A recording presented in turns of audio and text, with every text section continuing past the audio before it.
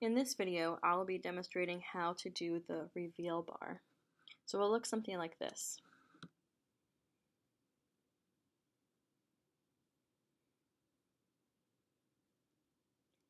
With the main concentration being on the front part right here. So let's get started.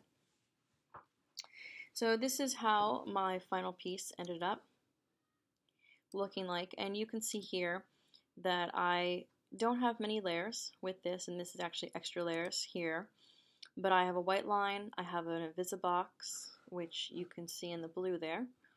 I have the Now You See Me type, the Now You Don't, and the background color. So I'm going to do composition, new, Command N. This is fine for right now. And I'm going to, in my layers panel, right click and go to new, solid, and fill that in with the background. There's my background there. And then also, so we can rename this if we want by just right clicking, rename. Again, with a type. And again, pick your typeface, pick the size you want it, and then go ahead and write anything in.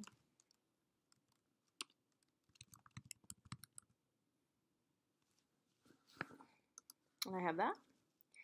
And again, we're going to do new, and we're going to do shape layer. So I'm going to come up to my pen tool,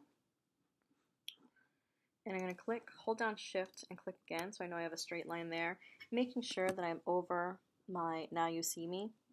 And then when I'm on my V for my move tool, I will just grab it and move a smidge. There we go. And right now it's on fill, so I'm going to come and actually click on fill, click none, push OK, and then click on stroke. Turn that on, click OK, and 9 points is fine. You can go a little less, you can go a little more. It's really up to you. So I'll end it at 7. We're going to do one more shape layer. And we're going to move that above the stroke for a minute. So I'm actually just going to label these now. Right click, rename, white bar. And then with this, you will want to rename box or Invisibox, whatever you like there, but it will be a box. So I have this selected. I'm going to come up and actually use my rectangle tool now. And I'm going to make sure it definitely covers the Now You See Me, and then it's the same size or slightly bigger than the line. And I don't want this stroke, I actually want this one filled. It's best if you have it opposite color. So this way we can just see what we're working with here. Okay. So with the Invisibox, what I want to do, it's Invisibox because it will become invisible, but I'm going to move this down so it hovers right over that line. And I think maybe one more right there. And I'm just going to lock this in case I keep clicking on the back for some reason. And there I go. Alright, and so now what I want to do is now move the white bar on top of that, which is great. And it's okay if it's a little bit off-centered, because again, it's going away. So now what I want to do is with the Now You See Me selected, I want to open my alpha channels. If you don't have those for some reason, come down here to the toggle switch in modes and it will switch to that. So your layers panel, your platform over here might look like this. If I say we need an alpha channel, go ahead and click that and switch to modes. I'm going to come up here to the none, and I'm going to alpha map this to my Invisibox. And what that is saying is that box would follow that type. So it's almost like a shadow. So I needed to cover up the type from time to time. So that's what it's doing. It's doing its job where it's no longer visible, but it is sort of clipping it, hiding it away, and following it at the same time. And then what I need to do, I need to take my Invisibox and this pick whip here. I need to parent it So parent and child, mother and child, like I said before, I need to click here and I need to hover over and make sure that's on there. So if I come to the white bar and I go to P for position, if I move this along, it will go away just like that, which is exactly what I want. So that's really it. The big things here are making sure everything's in the correct order, that you alpha matte your Now You See Me to the Invisibox or whatever interesting shape you might want to try out. And then also you have to pick whip, you have to parent your Invisibox and then hover over your white box, just like that. And so with this, I'm just gonna do a position here. Maybe come to here and then see where I want to be.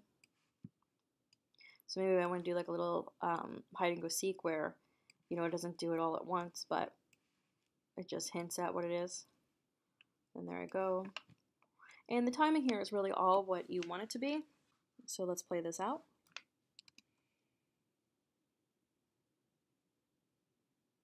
And that's it. So that's how I did that part. So after this, what I did, I came to my white bar again, but I went to scale. So again, you can toggle down and go to transform and find all these things, or P is position, T is opacity, and S is scale. So right here I'm at 100%, and I came down here and I'm at 0. So let's see how that looks.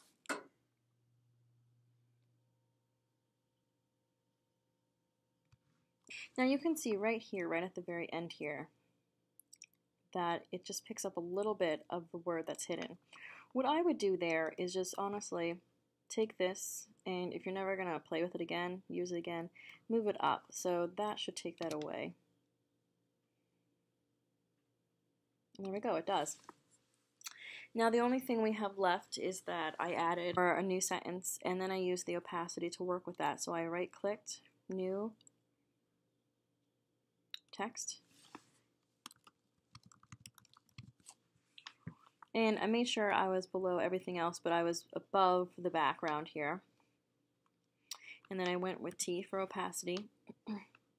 And with this, I just played with it. So I went from 100 to 0, 100 to 0, and back again to 100. And even here, you can move this down, and you can start it here as well. So there we go. And again, if it's a little bit too long, we can come up here to the gray and bring this in.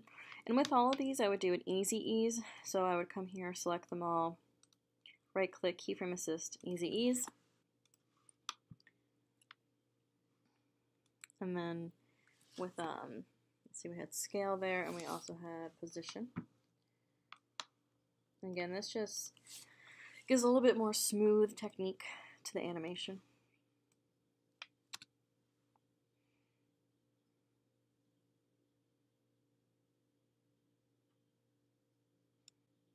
And there you go.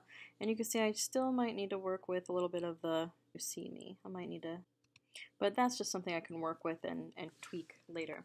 But the whole concept's there. So again, the big thing is having it in the right order, working with the alpha to the Invisibox. If you can't find that, go to toggle and switches, toggle switches and modes, and then parent, so pick whip the Invisibox to the white bar, and that's way it's all interconnected and clipped together properly. And that's it.